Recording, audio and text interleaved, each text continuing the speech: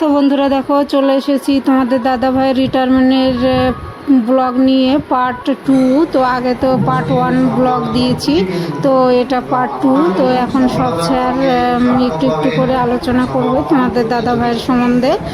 তো সবাই তো আমরা এখানে আছি, তো বন্ধুরা সঙ্গে থাকো। আর যে সকল বন্ধুরা আমার পরিবারে নতুন এসেছো আমাকে অবশ্যই সময় দেবে, আমি নিশ্চয়ই তোমাদের পরিবার থেকে ঘুরে আসব। আর ভিডিও ভালো লাগলে নতুন হলে চ্যানেলটা সাবস্ক্রাইব করে আমার পাশে থেকো, আমার সঙ্গে থেকো, তাহলেই আমি একটু একটু করে এগোতে পারবো। তো যে সকল বন্ধুরা আমার সঙ্গে আছে, আমার পাশে আছে, তাদেরকে অসংখ্য ধন্যবাদ। তো বন্ধুরা চলো শুনতে থাকো। তো বন্ধুরা আমি অনেক ছোট করার চেষ্টা করেছি, অনেক কেটে কেটে বাদ দিয়ে দিয়ে তারপরে একটু একটু করে তুলে ধরেছি। তো যেইটুকু বড় হয়েছে মার্জনা করো। তো এর থেকে আর ছোট করতে পারছি না, এরপরে আবার আর একটা পার্ট 3 হবে। তো থাকো বন্ধুরা, সঙ্গে থাকো, আশা করছি ব্লগটা ভালো লাগবে।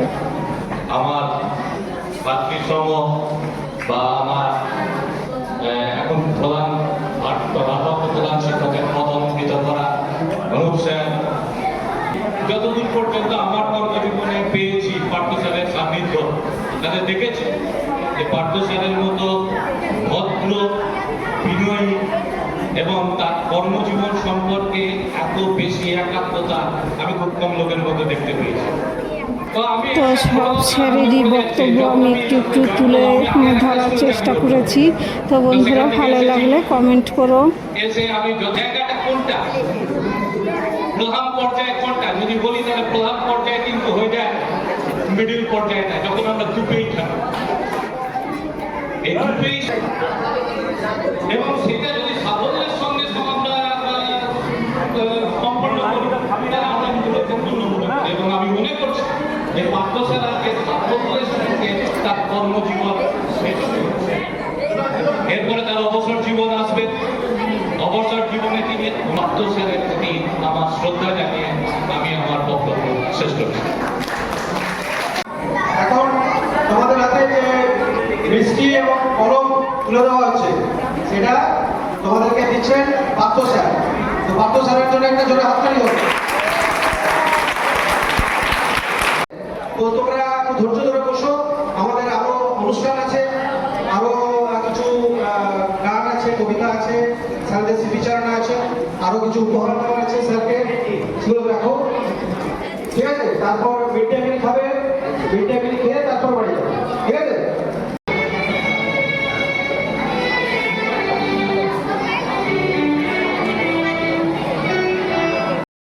তো দেখো বন্ধুরা ওই যে ম্যাম গান গাইছে, কিন্তু আমি রাখতে পারিনি, সেটা তো তোমরা জানো কেন গান রাখতে পারছি না।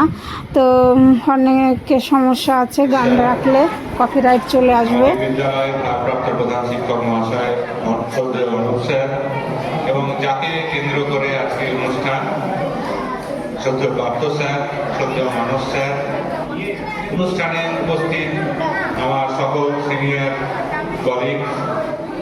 তো ইউটিউবে এমন একটা প্ল্যাটফর্ম না এলে জানতে পারতাম না। তো বন্ধুরা এই যে ভিডিও করেছি এইগুলো রেখে দিলে স্মৃতির পাতায় থেকে যাবে, তার জন্য ইউটিউবকে অনেক অনেক ধন্যবাদ। অনেক অনেক আমরা ইউটিউবে এসে বুঝতে পারছি, আগে বুঝতে পারতাম না, জানতাম না। তো ভালোই একটা এই যে ভিডিও করা যে পরবর্তী ইয়েতে দেখতে পারবো যে এরকম ছিলাম ওরকম ছিলাম।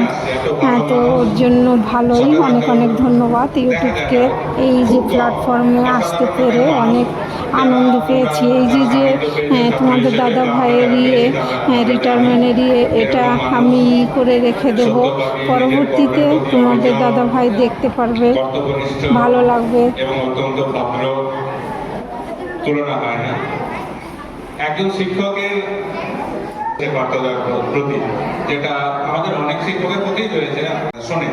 এবং সেই ঘটনাটি আমি ক্লাসের শেষে, আমি অন্য ক্লাসে ছিলাম, অফিসে গিয়ে জানতে পারি। এবং এটা যে কত বড় প্রাপ্তি, এটা তো অর্থমূল্য কিছু নেই একজন শিক্ষকের কাছে, কিন্তু তার কত বড় প্রাপ্তি যে একজন প্রাক্তন ছাত্র, যার হয়তো সেই বিদ্যালয়ে আর পাঠ গ্রহণের ব্যাপার নেই, কিন্তু সে এসে সেই শিক্ষকের ক্লাসে বসে পড়াটা শুনছে, তাকে তার এতটা ভালো লাগছে, কলেজে থেকে অন্যরকম পরিবেশ। যাই হোক, তো সেটা প্রমাণ করে যে পার্থ স্যার ছাত্রদের কাছে কতটা প্রিয় ছিলেন।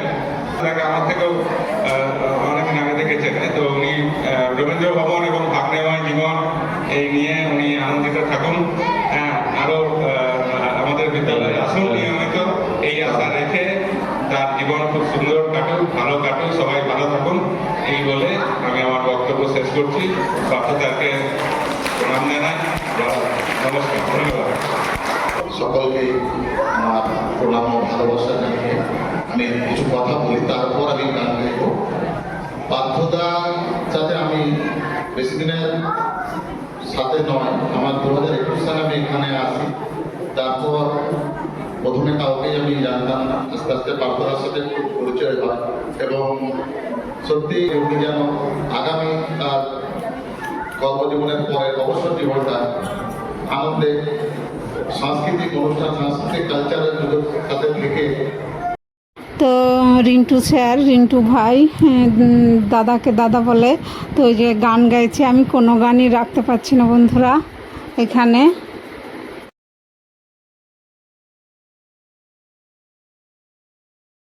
তো এই গানটা রেখেছি ভাবনের। তো এই গানটা কোনো শিল্পী গায়নি, এরা নিজেরাই আর কি LIC একজনের বিদায় অনুষ্ঠানে গিয়েছিল। তো সেই গানটাই ভাবনে আমার উদ্দেশ্যে আজকে গাইছে।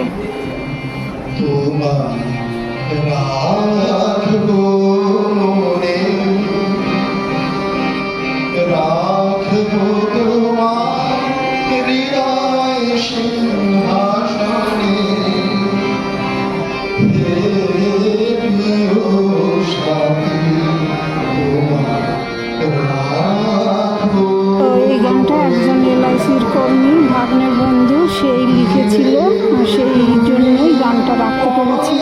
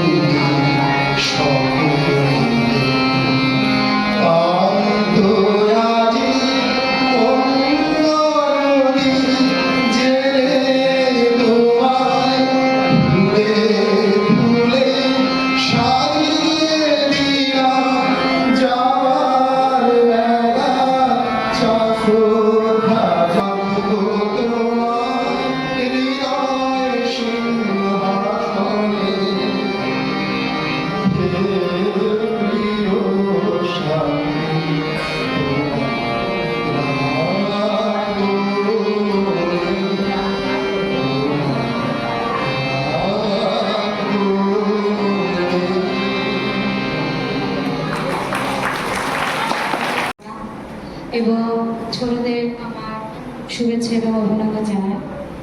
আজকে বাবার অবসরের দিন, তাই একটা গান গাওয়ার চেষ্টা করছি, ভুল ত্রুটি হলে আমি বলবো।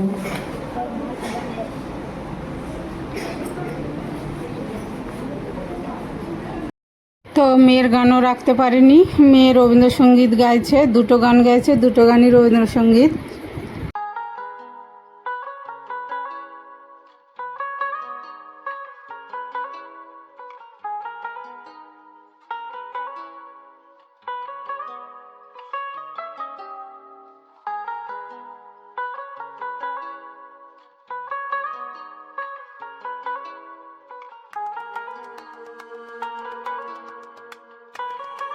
ভারপ্রাপ্ত প্রধান শিক্ষক মহাশয় শ্রী অঙ্কনা দত্ত, আমাদের বিদ্যালয়ের শিক্ষক শিক্ষাকর্মী শিক্ষাকর্মী ওনাকে সবসময় তো ইনি আগে হেড স্যার ছিলেন, তো রিটায়ারমেন্ট করে নিয়েছেন, তো ওনাকে আমন্ত্রণ জানানো হয়েছে, উনি আসছে, তাই তোমাদের দাদা ভাই সম্বন্ধে একটু আলোচনা করছেন, বক্তৃতা দিচ্ছেন।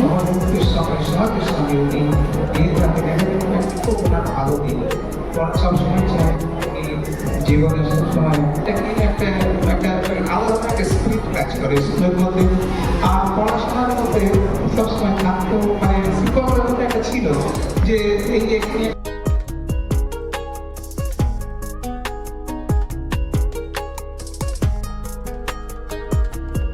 তো স্যারের বক্তৃতা দেওয়া হয়ে গেল, তো মেয়েকে আবারও বলছে আর একটা গান গাইতে, তো এই যে মেয়ে গান গাইছে, এই গানটাও আমি রাখতে পারলাম না।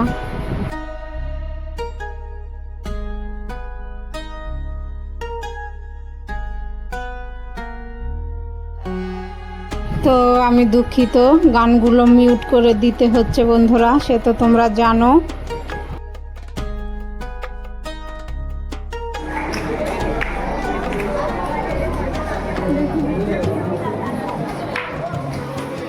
তো সকল ম্যামরা তোমাদের দাদা ভাইকে গিফট দিচ্ছে বই, তো ওই যে আবার একটু ছবি তুলছে, ফটো শ্যুট করছে, আমাকে বলছিল বৌদি আসেন, তো আমি আবার পরে করেছি, আমি আগে আপনারা করে নিন। তো এই যে দেখো তোমাদের দাদা ভাইয়ের জন্য ব্লেজার কিনে এনেছে, দাদা ভাই তো কোনো দিন ব্লেজার পরেনি, তো খুব লজ্জা করছে, আর সে যারা ছোট ওরা আবার প্রণামও করছে, আর তোমাদের দাদা ভাই আটকিয়ে ধরছে। তো এই যে দেখো বন্ধুরা, তোমাদের দাদা ভাইকে ব্লেজার পরে এই প্রথম, কেমন লাগছে কমেন্ট করো। ধন্যবাদ সকলকে। আপনারা একটু আসতে কালী দিকে দিকে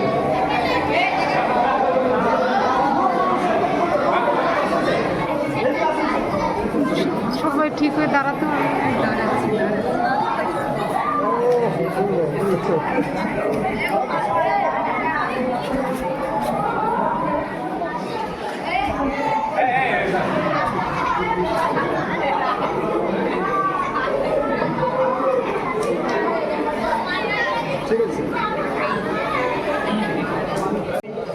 ও উপস্থিত সকল সমালোচনায় আজকের দিনটি আমাদের সবার জন্য অত্যন্ত আবেগঘন এবং মিশ্র অনুভূতির। আজ আমরা এখানে সমবেত হয়েছি আমাদের অত্যন্ত প্রিয়, শ্রদ্ধেয় এবং সবার ভালোবাসার পার্থ স্যারের বিদায় সংবর্ধনা অনুষ্ঠানে। স্যারের এই বিদায় লগ্নে আমাদের মনটা আজ সত্যি ভীষণ ভারাক্রান্ত, কিন্তু আমাদের প্রিয় স্যার, তিনি তো সবসময় সবাইকে হাসি মুখে দেখতে ভালোবাসেন, তাই স্যারের বিদায় লগ্নে স্যারের মুখে একরাশ হাসি ফুটিয়ে তুলতে চায়। আর সেই গুরুদায়িত্ব আজ কাঁধে তুলে নিয়েছে আমাদেরই বিদ্যালয়ের ছাত্ররা।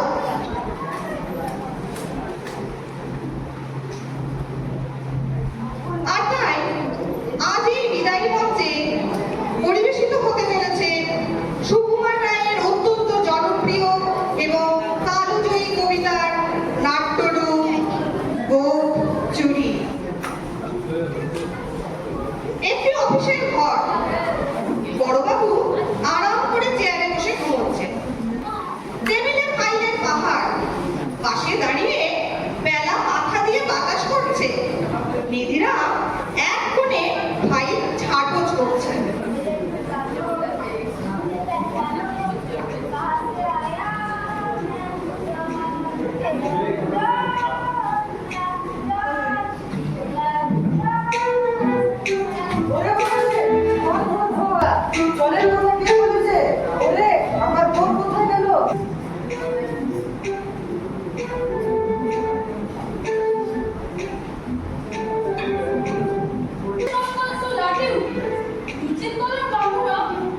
তো ম্যাম সীমাদি আর কি এই নাটকটা পরিচালনা করেছে, বাচ্চাদেরকে শিখিয়েছে, বেশ ভালো দায়িত্ব নিয়ে, খুব সুন্দর হয়েছে, বাচ্চারা খুব সুন্দর করে নাটকটা করলো। তো বন্ধুরা, নাটকটা কেমন হয়েছে কমেন্টে জানিও। ওরা যে ছোট, এত ছোট তবুও যে সুন্দরভাবে করতে পেরেছে, খুব এটাই যথেষ্ট, তাই না বন্ধুরা বলো?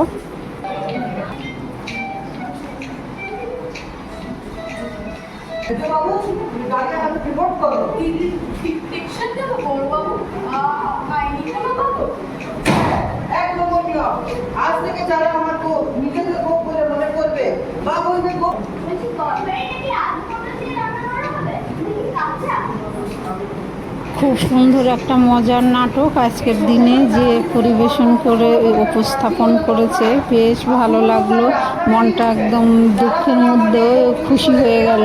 লাগিয়ে দিয়েছে তাদের সবাইকে পুলিশে দেবো কাউকে ছাড়বো না ওকে বলে তোমার আমার কি কারো কেনা ওকে আমি বলে তুমি কোপ দিয়ে যাচ্ছে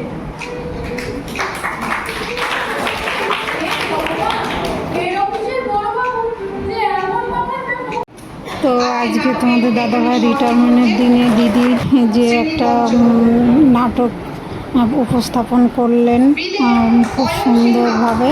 তো কেমন হলো বন্ধুরা কমেন্টে জানিও, ওদেরকে করো, আশীর্বাদ করো, সকলে যেন ওরা আরও বড় হতে পারে। সেটি সত্য। মেজবাবু সুদীপ্ত কুমার পাল, শ্রেণী অষ্টম, বড়বাবু শঙ্কর চৌবে, শ্রেণী নবম। তো বন্ধুরা আজকে এখানে শেষ করছি, আবার আসবো কাঠ